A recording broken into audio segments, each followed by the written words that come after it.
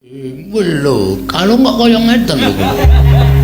Menika wonten dusun kula dipun wastani genter. Genter nggo nyonggok matamu kuwi. Pungulun ampun emosi pungulun.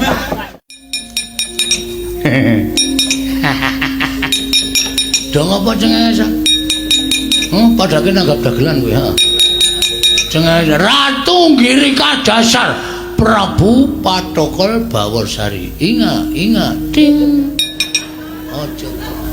Aku mengeketan papat ki maksude piye? Obat merah 350, kapok 75. Kapok 75 nggo ngapuhi ndasmu kowe. Oh ya wis semuanya terima. Wis tekan dhuwur munggah bukit. Plung ngono. Glundung. Siraku entuk watu. Tuak. Pecah. Metu getih. Monggo ora mati.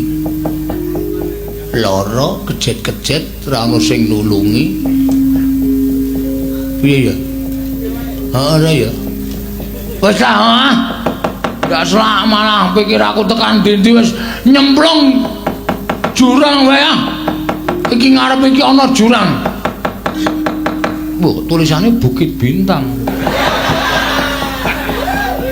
Pathok apa ya semenarana engko nek aku nyemplung Bukit Bintang plung. Glundung. Tibane omahe Risa. Apa ya malah ora sida mati mah nggon aku urip.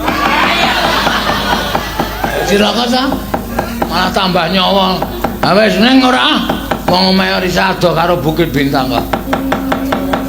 Kene nyemplung tak penerke nggon watu-watu kae mbangane kesuwen urip nang alam pajak. Oh iya.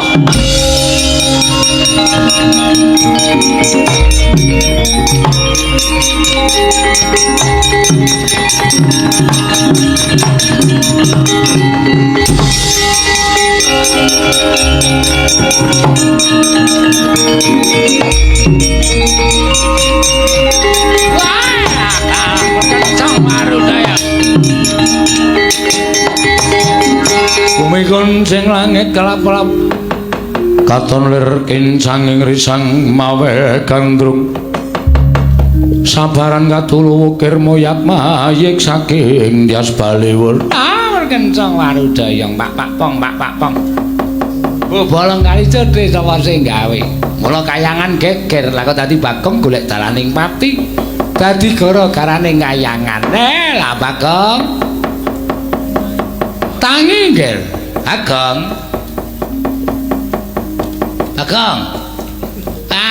dewa kok dapusi wong hidepe we krip-krip kok kayane mati kuwi jenenge wong merem ning ora tewajo tegese hidepe keder Bagong tangi aja kaya bocah cilik kaya ana swara ya apa iki malaikat dengkelmu kuwi ayo melek ora ayo melek pulo wala penjenengan sapa penjenengan sinten lah ora ngerti kok penjenengan gayane kaya wong tepung-tepung kae terus ale kulino nang pasar kaya wong tepung ben iso siridit wo median ora penjenengan sinten Bu Kulun Kulun berrata-rata walah lam-lam perjiwatan boyo mirah boyo sun permak dadi ndika Bu Kulun ngaturaken sembah bekti kula konjuk Bu Kulun iya ulun napa pangesturun nampanono kula pundi nggo jimat paripe daerah ning kasantosan Bu Kulun piye wonten apa panjenengan merepeki kalian jasad kula Bu Kulun Bagong nun kita aja nglalu lho niki kula mboten nglalu kok kita nyemplung jurang glundung kula paske ngisor blethokan Bu Kulun dadi empuk mboten bakal tekaning pati kowe lah trondolo iki dewa kok dapusi karo titah nggih Bu Kulun niku ana pancingan pados dewa mandhap wonten ing jagat ternyata dewa kepancing Bu Kulun Dadi kita ki ora niat mati to. Lho, urip dinikmati kok mati Pukulun. Wah, pancen bedias tenan kake. Terus Pukulun badhe menapa? Ulun bakal mitulungi kalawan jeneng kita. Matur sembah nuwun. Pukulun pirsa piyambak. Ndara-ndara kula Pandhawa badhe ndadosaken kula tumbal. Ya, Werkudara terutama. Ya kok omongane kok basa Indonesia. Pukulun saking Cibitung. As. Cibitung dengkulmu mlocot ora. Dewa anu Werkudara sing utama sing bakal mateni kan jeneng kita. Ya ta? Nggih Pukulun. Anjir kita arep napa? Lho kula nyuwun senjata pitulungan Pukulun. Kita aja kuwatir. Kita bakal ulun tulungi. Kita rasane ndi-ndi nang kene wae. Terus iki engko deloneh ana Nalendra Yaksa sing jeneng Prabu Kala Sereng. Sereng apa sereng? Sereng. Kuwi kalahna. Patenana. Mengko busanane agemen, negarane kita ingkang ngagem. Serius Pukulun? Iya tenan. Ini dia si Jali. Lakon penjangkaku dadi ratu nek dadi ratu arep males mudi tuwa lara wirang atiku karo sing jeneng Plekudara. Iya. Ning pripun anggere kula badhe ngawonaken Rani Jayaksa wong nyatane kula niku wong ora ndek kadigdayan Jaya Kawijayan bola ndek kasekten. Kita ulun paringi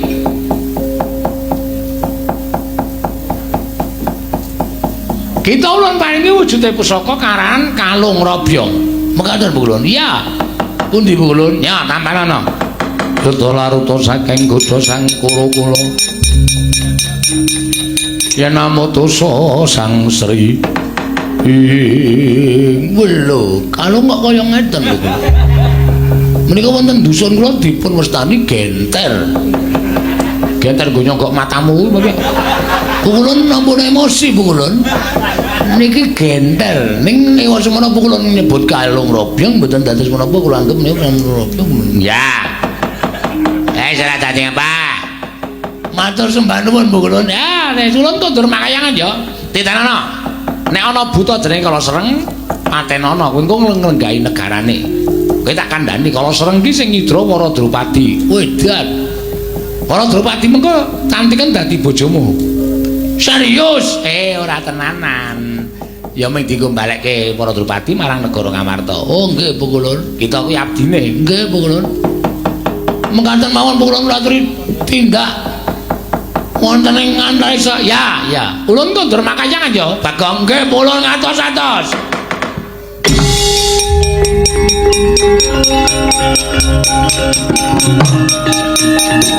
Hey!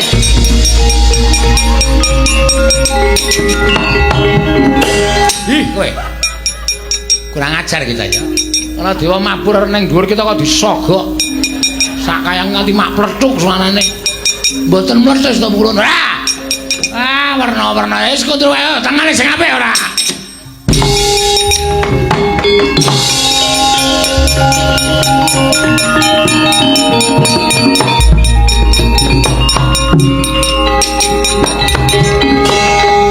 Dadi srana aku nek arep mukti ngawibawa Nyakrawati Mbah Dendra.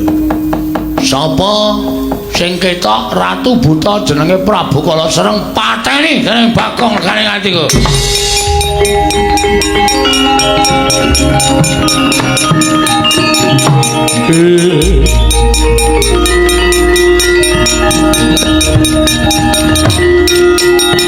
Wah!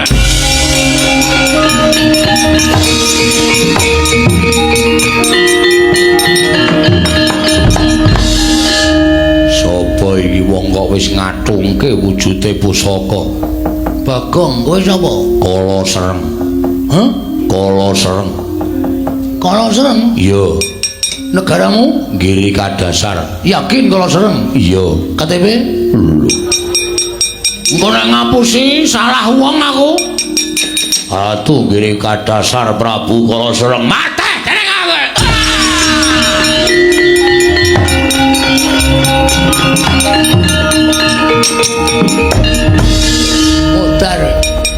iwang-iwang pulun roda kon nganggo sandangane. Wah. Lobok kabeh mesti. Gedene ra jamak-jamake.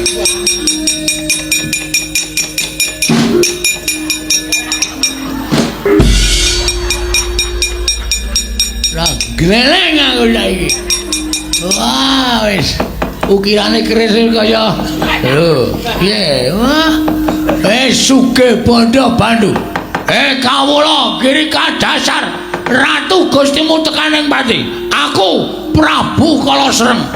Ya Prabu Patokol Baworsari.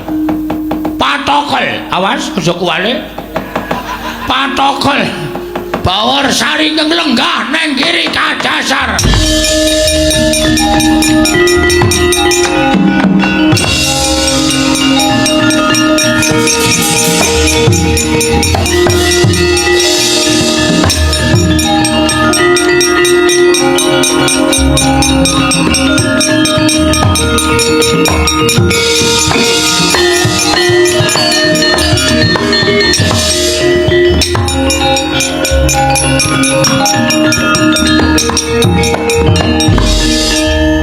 Pateh kowe? Inggih sinuwun. Ratumu pateni? Inggih kula sampun ngertos. Aku sing iso mbedah negara Girika Dasar mula aku ing lenggah dampar Girika Dasar jejuluk Prabu Kalasreng. Ning gandeng Kalasreng ki Ratu Gustimu aku mong jenenge padha. Inggih, beneran mawi nami as jejuluk sinten? Prabu Pakon anu Patokol Baworsari. Patokol Baworsari teh wonten dawuh. Kowe tak utus tindak pundi? Mangkatane negara Ngamarta. Inggih. Aku bakal nggarwa Dewi Wara Drupadi ning kudu wayuh putri Ngamarta. Lho, sinten malih? Dewi Werkudara. Nuwun sewu. Werkudara menika jaler. Asa kok lanang wedok gelem. Dewi Werkudara kon tekan kene tak dhawuhe. Menawi boten purun gawe geger negara Ngamarta. Sendika.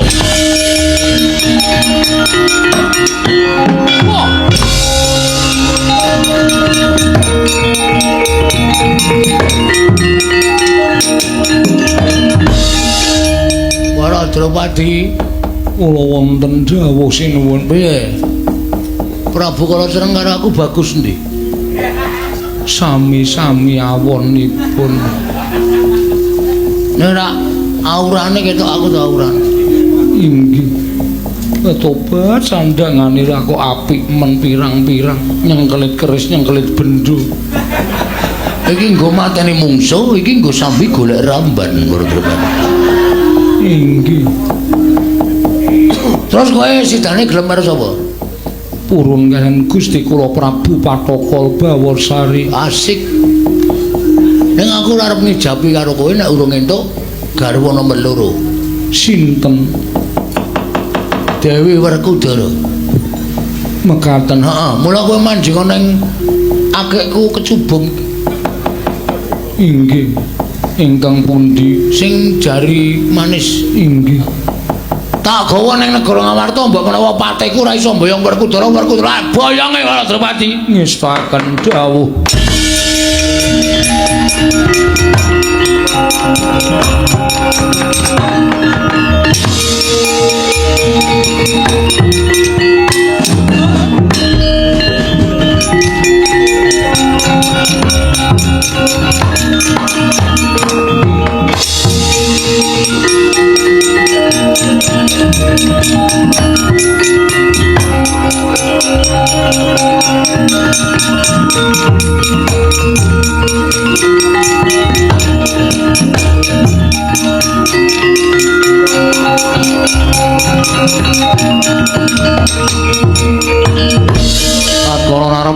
Kresna tan Tulasa anyakra ring mring Sang Resi Jahnawi Suta Arjuna wonten maring dawuh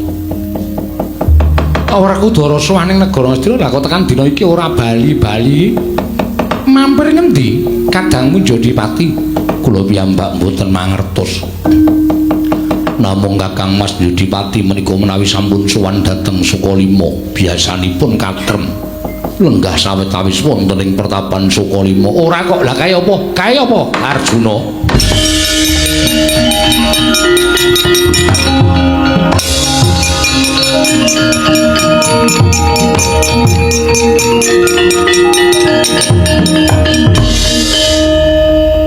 Kok nganti suwe si Adi nggone nyuwun pirsa karan Begawan Durna. Apa si Adi kampir dhisik marang Sukalima? Ora. Lah saka ngendi? Wah, Durna tak takoni. Wara Drupadi Mbak Yuku iso bali marang negara Ngamarta ning syarate ana. Nggonku suwe mau mergo golek syarat. Syarate apa? Syarate kudu nganggo tumbal. Lho, tumbale sapa aku tak takon. Wah, tumbale sapa? Wah, jare Durna bapakku tumbale Bagong. Terus Bagong kudu mati. Lah terus nggonmu suwe ora kundur marang negara Ngamarta ki mau? Suwane Karang Kadempel. Yo. Terus Bagong wis tak pateni. Wah, ora tak pateni ning sajae wonge nglalu mergo wedi karo aku.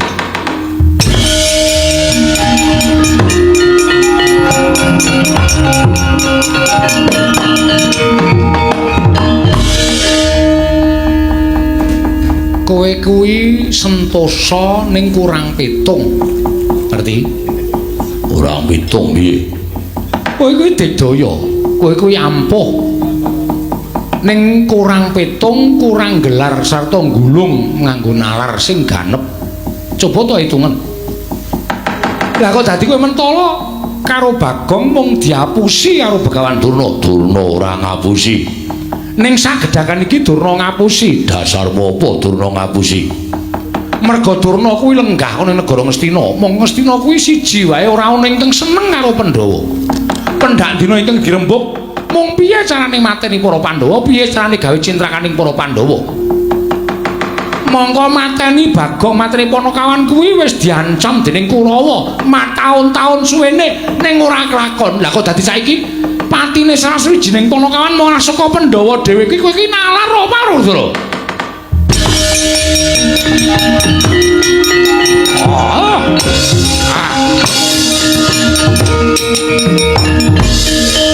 Ana buta sapa? Kula Prapate Kunjara Yaksa. Kunjara Yaksa iya. Kuwi gatine sowan dhateng negari Ngamarta. Iki wis tekan Ngamarta ya mung papane ana ing pagelaran. Kowe matura mengko tak aturake marang Nyai Prabu Darmakusuma. Dipun utus Ratu Gusti kula. Ratu Gustimu sapa? Prabu Patokol Bawursari. Ngelamar putri Ngamarta. Lho. Putri Ngamarta sapa? Naminipun Dewi Werkudara. Sapa? Dewi Werkudara. Kapok ora kowe. Lho gagahe semono kok dianggep wong wadon. Werkudara. Iya. Ana sing arep nglamar karo kowe dianggep wong wedok jenenge Dewi Werkudara. Wah, cakep e.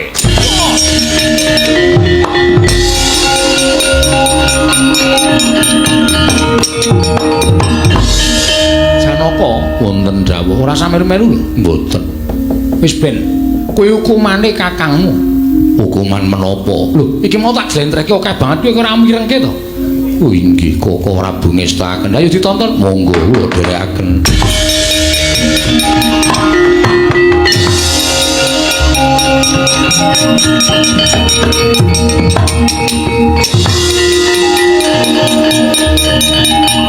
Wah.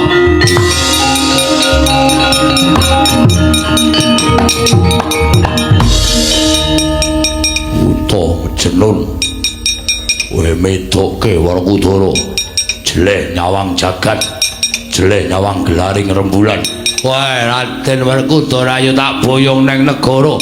Ngiri kadasar didhawuh Prabu Patokol Bawursari dasmu. Wah.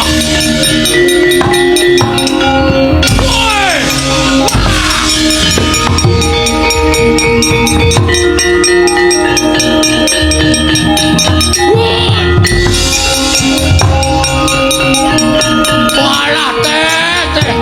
Wes. Ora sembodole dandan. Metu delo gajul Werkudara kok kalah kowe. Tak dongake muga-muga kecemplung neraka ya, Teh.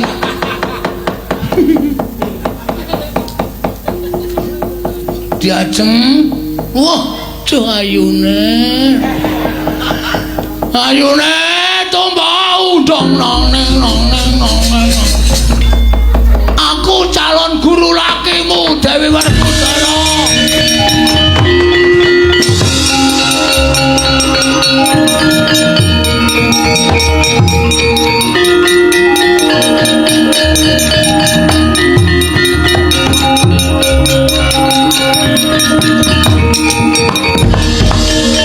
Sopo iki?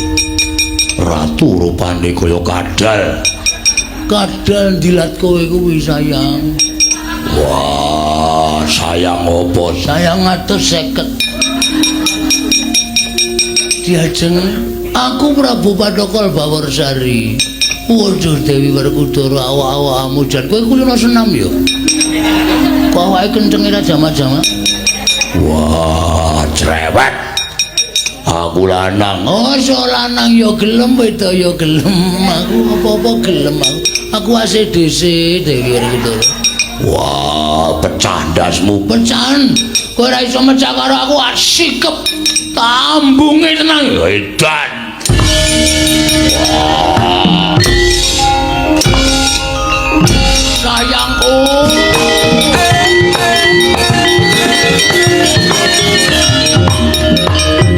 Wah.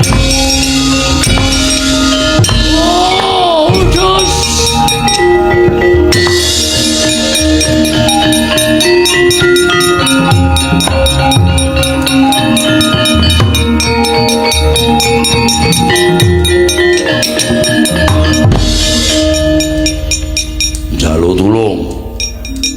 Jaluk tulung apa? Wah, aku kalah. Musuh Prabu Pathokol Bawarsari. Lah nek kalah ki tegese gelem dirabi. Mo. Gelem mo to wong dadi bojon ratu kok. Wegah, isin aku. Rasake ora kowe saiki kepirangan? Wah. Kawula ngamarta semono akeh sing padha nonton nggonmu perang, do keplok-keplok. Mergo wis padha ngerti ento kowe mentala karo Bagong. Wah, ngerti ora? Iya, aku ngerti. Ngakon luput. Aku ngakoni luput. Upama Bagong mengko isih urip kowe gelem njaluk ngapura. Gah. Ya wis wegah kono dirabi karo Prabu. Gah. Oh. Werkudara kok lagi iki lho. Jireh iki aku lagi ngerti iki. Wah, jireh. Gila aku. Wis kowe nang kene wae. Wah, aku dicedhaki Prabu Pathokol Bawarsari. Ora, wis nang kene kok. Tak goleke jago. Ora suwe-suwe. Gelis-gelis.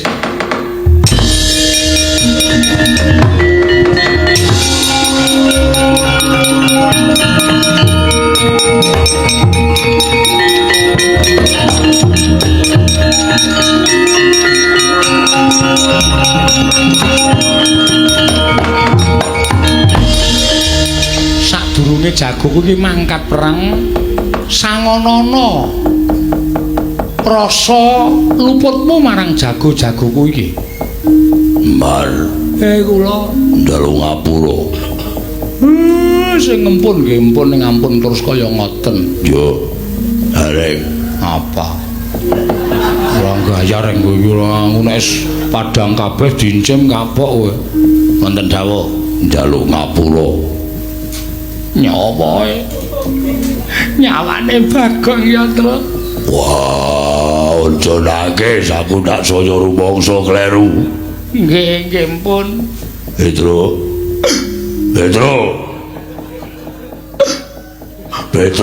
Kula niku ceguken. Ket mau ora ngombe kok ndarani nangis ora. Wah, semi. Njaluk ngapura. Nggih, pun mboten napa-napa. Nala gareng karo Petruk dalem ndara. Pripun, Den? Ratu ngamuk kae sampurnakno. Napa kula menang? Wis tak tontonen dhisik. Oh, nggih.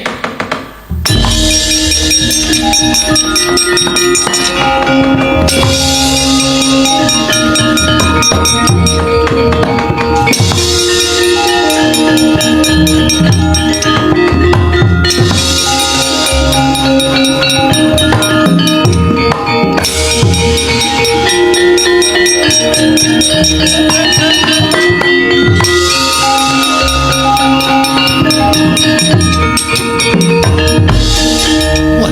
ngene-ngenane Ngamarta pirang-pirang. Iki ana kirik-kikik barang.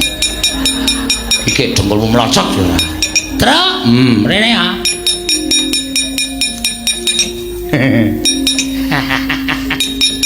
Dong apa cengenge?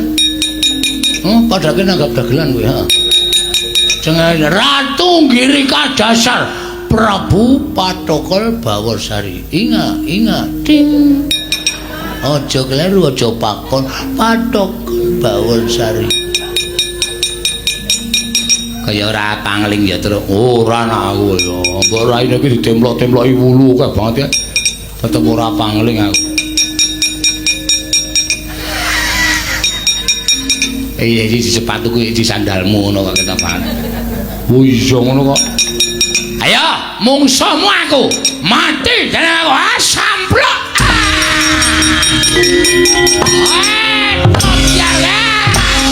Tubratra ya. Iya. Woi. Wah.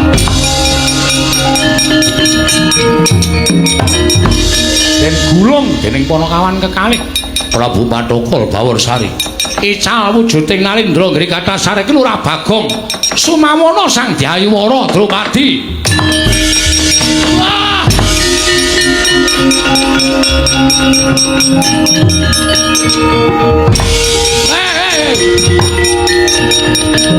Ya, rak tenan to.